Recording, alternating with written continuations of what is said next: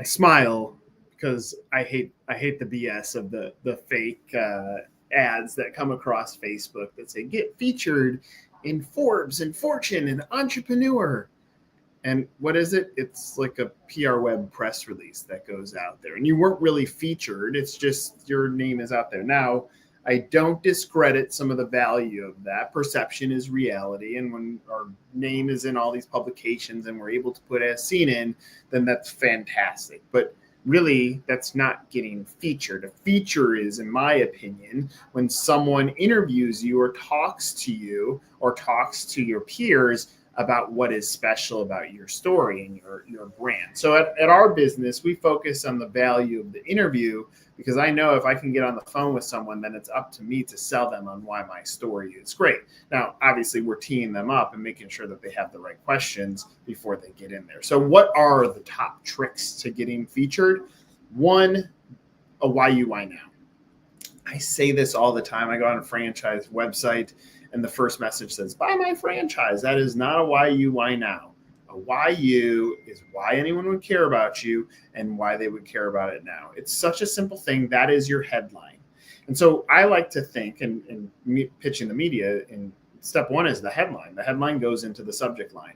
And I'll tell you a little trick, a little hint here. If you go on LinkedIn and look at the news on the right, you'll see what people are buzzing about. And if you just take that headline and use that as a part of your media pitch, you have the start of a pitch. Then comes the inside of your story. So you have your subject. And I like to actually sell forward. So I say, hey, insert reporter, when can I schedule an interview? I'm telling them what I want them to do. And then I tell them basically the subhead in a sentence or two to say, this is why you should care about this story. Now, if I want to add more meat to why they want to cover this story, then it can come below that headline, subject, the subhead, the first few lines of why anyone should care about this, and then the body of the pitch. So defining the why you, why now ends up being critical. Next comes the confidence and the delivery of the pitch. I've heard plenty of media people go like, hello, I wanted to see if you have seen my press release. That's not confidence. So I've done this exercise before. I've asked people to smile, try saying something without letting that smile drop, and it changes the way that you're talking about a story. Now, smiles can actually come over the phone too. So if you're very positive and you get that smile going, then hopefully the person on the other line can get excited about what you're trying to sell them.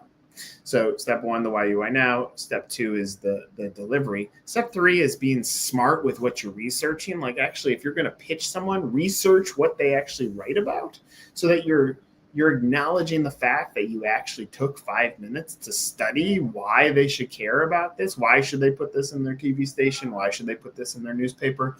And so it's showing that you gave a little bit of care into it. And next comes the follow-up. Oftentimes, and this goes back to my days as a journalist, I would get calls on a newsroom and they would say, hey, have you seen my press release? And I'm like, look, I've seen 150 press releases in the day. Tell me the story. And they couldn't do it. And so it goes all the way back to understanding or framework of what the story is. That's going to give you the key to help you get more features out there. I've talked about the consistency of press. That's important, but the consistency of story ends up being critical.